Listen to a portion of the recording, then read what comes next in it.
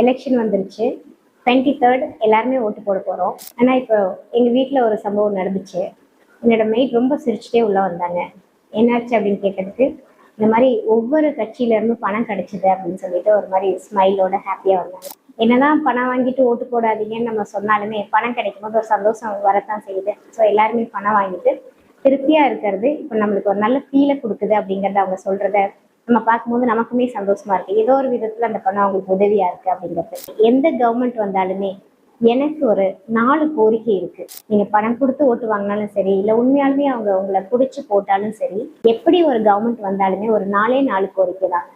First என்னோட கோரிக்கை என்ன அப்படின்னா, எஜுகேஷன், ஈக்குவாலிட்டி இன் எஜுகேஷன். இப்போ குழந்தைகளுக்கு நம்ம எஜுகேஷன் கொடுக்குறோம். இப்போ கவர்மெண்ட் ஸ்கூல்ஸ் இருக்கு. ஆனா அந்த கம்பேரிஷன், இங்கிலீஷ் மீடியம் இல்ல தமிழ் மீடியம் அப்படிங்கிற அந்த கம்பேரிஷன் இல்லாம எல்லாருக்குமே என்னெல்லாம் தேவையோ எஜுகேஷன் மூலியமா அதை கல்வியை எல்லாருக்குமே இலவசமா போய் சேர மாதிரியும், அவங்களுக்கு என்ன படிக்கணுமோ அதை படிக்கிற மாதிரியும் இப்போ கவர்மெண்ட் கொண்டு வரணும். இது ஆல்ரெடி இருந்தாலுமே அந்த ஈக்குவாலிட்டிங்கிறத அதிகப்படுத்தணும் அப்படிங்கிறத நான் சொல்ல வரேன்.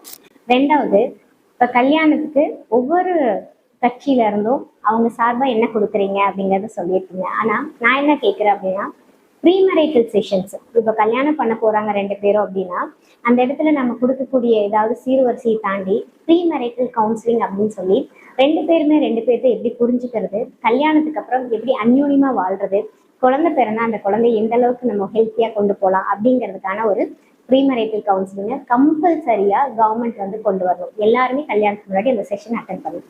3வது என்னோட கோரிக்கை, இப்போ நமக்கு ஏதாவது உடம்பு சரியில்லை அப்படின்னா உடனே எடுத்தோன்னா மருந்து மாத்திரை ஹாஸ்பிட்டல்னு போகக்கூடாது. எல்லாருக்குமே கம்பல்சரியா சைக்கோதெரபி செஷன் அட்டன் பண்ணதுக்கு அப்புறம் தான் ஹாஸ்பிட்டல் போகணும் அப்படிங்கிறத கவர்மெண்ட் ஒரு ரூலா கொண்டு வரணும். அப்படி கொண்டு வந்தாலே மேக்சிமம் ஹெல்த் இஷ்யூஸ்ல இருந்து நம்ம நாடு சந்தோஷமா வாழ முடியும்.